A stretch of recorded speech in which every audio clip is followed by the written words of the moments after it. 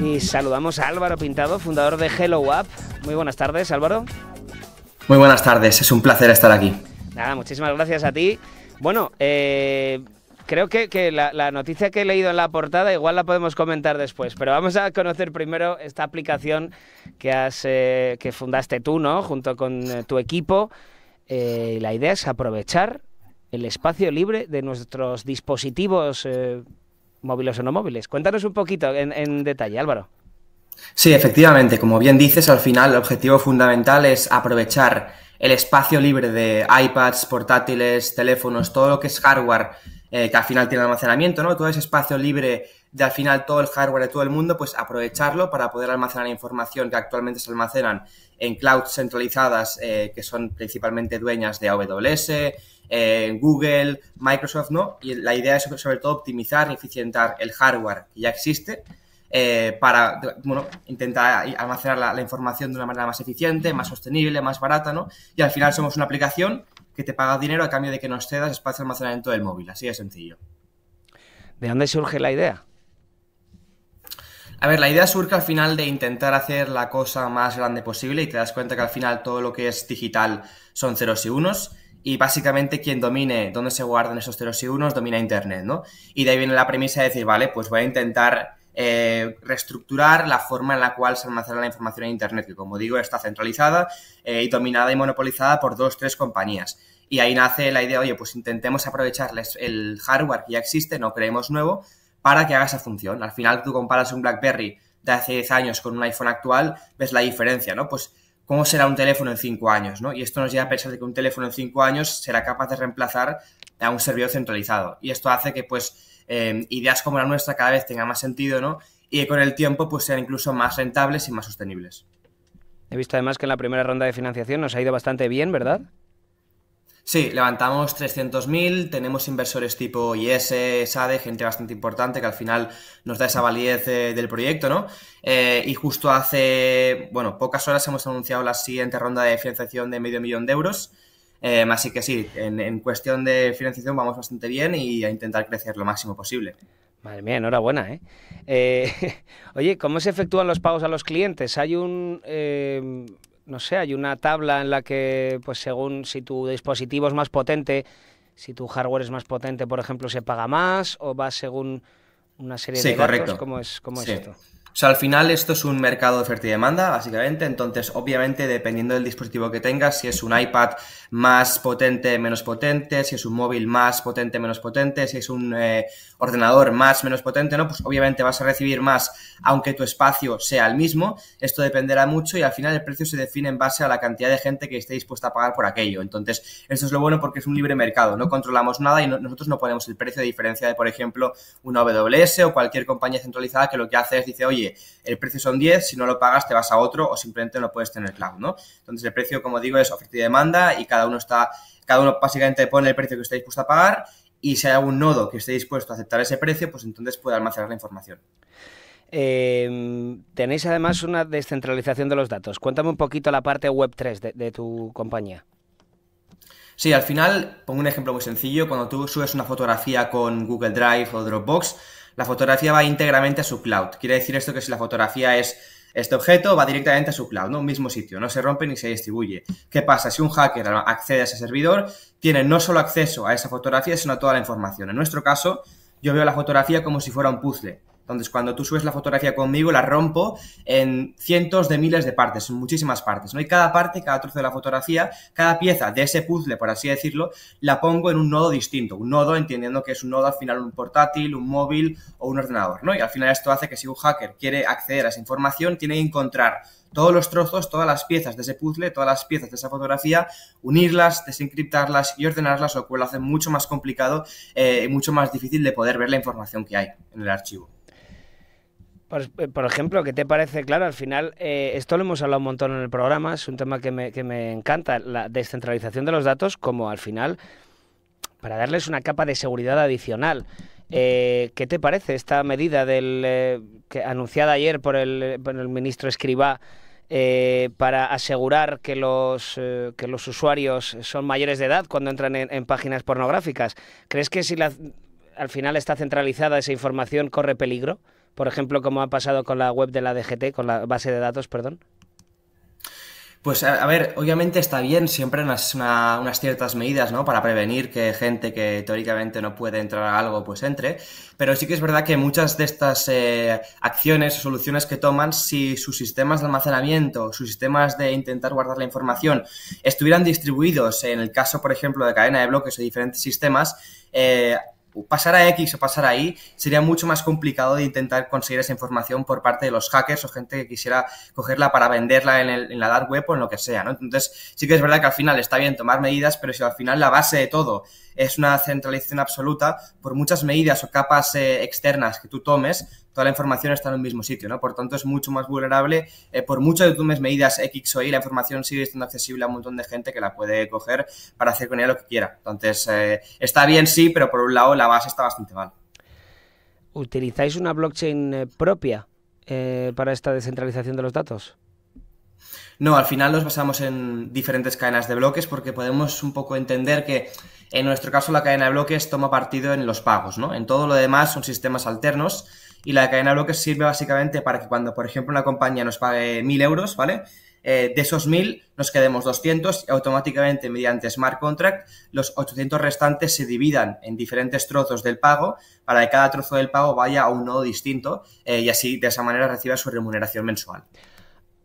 A ver. ¿Y cada dispositivo, al final, hardware que pongo dentro de de vuestra red, se considera un nodo? Correcto, o sea, al final hay diferentes, es como si esto fuera un Airbnb del almacenamiento, ¿no? Tienes a gente que sube información y gente que almacena información. Entonces, tú cuando entras a la aplicación, puedes ser un usuario normal y corriente que puedes subir información o puedes activar la función de nodo, que básicamente tú pasas a formar parte de la red como tal y empiezas a almacenar información de toda la gente que la está subiendo. Por tanto, tú ahí vas a ver si, por ejemplo, cedes, yo qué sé, 20, 30, 40, 50, proporcionalmente a la cantidad de dinero mensual que vas a recibir. Entonces, ahí básicamente tú pones tu hardware al servicio de la red y vas a ir recibiendo recompensas mensuales en base a la cantidad de espacio de almacenamiento que estés cediendo a la red. Imagina entonces que tienes que estar conectado a Internet 24/7. Correcto. Y Obviamente, encendido. para que funcione. Efectivamente, al final un poco lo que tenemos es un montón de nodos en diferentes países, diferentes zonas horarias, ¿no? Y entonces un poco conseguimos combatir estos momentos en los cuales un ordenador, un móvil o lo que sea está apagado, a lo mejor se rompe, a lo mejor estás en wifi, ¿no? Esto al final hay que saber combatirlo, hay que hacerlo con backups, también nos basamos en redes como Arwave y Filecoin que ya existen y que de alguna manera tienes smart contracts con ellos para que la información esté 24/7, ¿no? Entonces de alguna manera tenemos como dos capas, la capa un poco más experimental, que es móviles, iPads y portátiles de gente, un poco más nuevo, y luego está la segunda capa un poco más de backup por si pasa cualquier cosa, en la que es principalmente Filecoin, Arwave y estas redes, ¿no? Que sí que te aseguran 24/7 vía smart contract, que no está centralizado, que la información se pueda acceder a todas horas y todos los días. ¿Se castiga si hay un castigo, por ejemplo, si a alguien se le apaga el ordenador o se le rompe el móvil o algo así? A ver, obviamente no, porque tampoco tenemos tanto control sobre ellos, que es un poco la gracia al final, ¿no? Cada uno es muy libre. O sea, el tema bueno de la libertad es que tú la puedes usar para bien o para mal, y depende de ti únicamente el resultado de ello, ¿no? Entonces, no podemos castigar como tal, lo que sí que a lo mejor sucederá es que si, por ejemplo, tienes en cartera $5 y hasta los 10 no los puedes sacar, si tú repentinamente te borras la aplicación o se te rompe el móvil o lo que sea, o simplemente no avisas para dejar de ofrecer espacio de almacenamiento, lo que pueda suceder es que esta cantidad en cartera no la puedes acceder, a menos que obviamente lo hayas hecho reglamentado y hayas dicho, oye, quiero manualmente, dejo de ceder este espacio, entonces tú simplemente dejarás de recibir recompensas, pero esa cantidad se guardará en cartera y hasta que tú llegues a ese mínimo de 10 euros, porque a lo mejor en 2 meses quieres volver a ceder espacio, lo podrás sacar, ¿no? Si lo haces bien no hay ningún problema, vamos. Según tus necesidades, claro. ¿Quién os paga al final? ¿Quién es vuestro cliente? ¿Empresas que necesiten bases de datos o...? Sí, cualquier compañía que tenga información en cloud es un cliente potencial. Lo que sí que somos conscientes es que en un principio es mucho más fácil y asequible acceder a startups, a compañías tecnológicas, compañías de Web3, de blockchain, ¿no? Que al final están más familiarizadas con estas tecnologías, con redes distribuidas, es un poco más fácil adquirirlas, pero sí que es verdad que el objetivo final es, oye, cualquier compañía que se gaste 20, 30 mil euros mensuales en almacenamiento, en computación, porque esto es un paso 2, pues la idea es, oye, te damos un 80% menos de tu factura de cloud si te vienes con nosotros. Así de sencillo. ¿Queréis competir con Dropbox, con Google o con Amazon Web Services, ¿no? ¿Qué es lo que ofrecéis? Además, has hablado antes de ese precio variable, por ejemplo, según oferta y Sí. demanda. ¿Qué más ofrecéis para competir con estos titanes? Sí, como bien dices, el punto fundamental es el hecho del precio. Al final, si un Amazon o un Microsoft o un Azure te vende algo a 10, les cuesta 1. Es muy sencillo, ¿no? Entonces, si hay alguno que consigue posicionarse en el mercado vendiéndolo a 2 porque también les cuesta 1 o 1,5, pues puede pillarles una cuota de mercado importante. Ahora la cuestión es quién se atreve realmente a poner recursos, tiempo, dinero en intentar reemplazarlos en la labor en la cual ellos son los reyes, ¿no? Y aquí hace falta pues una compañía que llegue con enfoques diferentes a los problemas que hay hoy en día, que utilice tecnologías nuevas que ellos, al ser una compañía tan grande, tardarán más en incorporar, y que si además tiene un incentivo para todas aquellas personas que pueden ceder un espacio de almacenamiento en un teléfono, que es súper sencillo, y pueden ganar dinero, pues al final consigues ahí un cúmulo de cosas, ¿no? Que no es solo el incentivo de, oye, a una parte 80% menos, sino es el tema de decir, oye, que a la gente que pueda almacenar información te pagamos dinero a cambio. Entonces eso es como un 2 por 1 al final, que puede hacer que realmente en un futuro podamos plantear el intentar derrocar a estas compañías. Claro, vosotros no vais a tener servidores propios, ¿no? No es necesario, claro. No.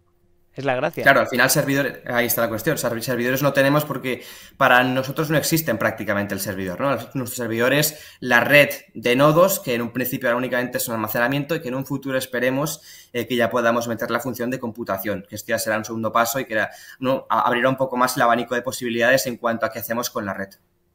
Vale, bien, la idea es buenísima. Luego, claro, además, por ejemplo, ahí sí que tendréis una competitividad añadida contra este tipo de empresas que sí que tienen que mantener un hardware enorme, ¿no? Claro, o sea, aquí lo bueno es que en el caso de, por ejemplo, una compañía centralizada, todo depende de ellos, todo lo tienen que mantener ellos metiendo pasta. Aquí en nuestro caso simplemente hacemos como hace Airbnb. Airbnb no es dueño de todas las casas y no tiene que mantener a todas las casas. Claro. Únicamente pone en contacto a la gente que tiene la casa con la persona que quiere utilizar ese activo, ¿no? Esa casa. Hacemos lo mismo, hemos llevado el concepto de compañías como Uber, Airbnb, Cabify al mundo del almacenamiento. Conectamos a gente que tiene eso, que aquella persona que quiere utilizarlo lo puede utilizar. Entonces conectamos a aquella gente que tiene ese espacio de almacenamiento libre con gente que lo quiere utilizar subiendo información. Y básicamente hacemos lo mismo llevado al almacenamiento descentralizado. ¿Sois los primeros que han hecho además que estáis utilizando esta tecnología?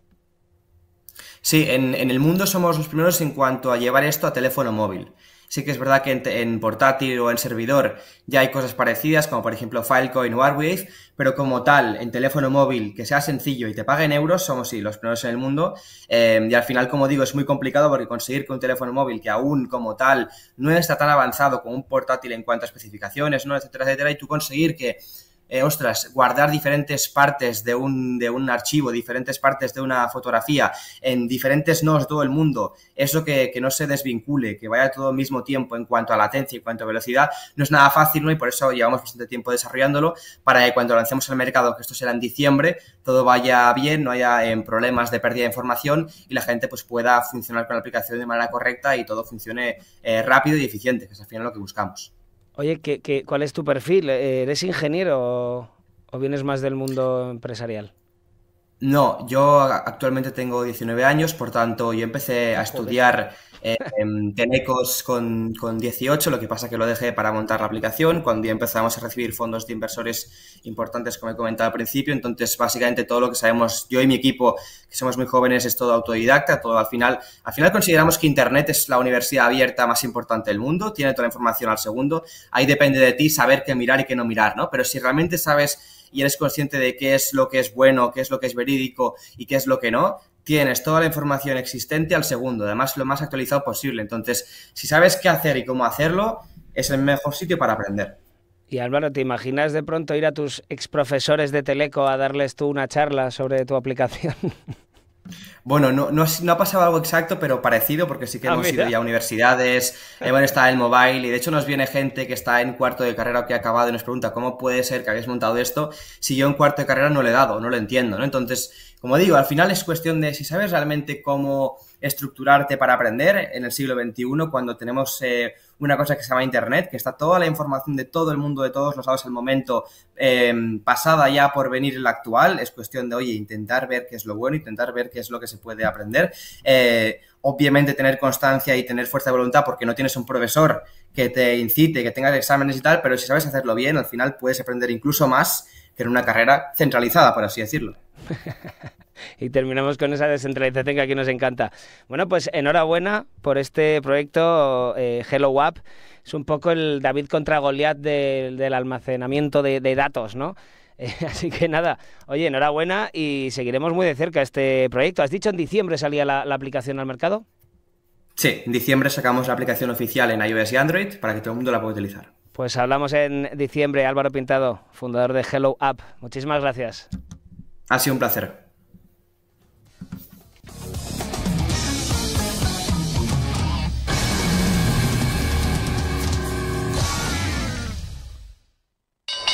Invierte en acciones o ETF sin comisiones. Tesla, Netflix, Amazon, Banco Santander, Telefónica, miles de acciones de los mayores mercados bursátiles del mundo y sin comisiones.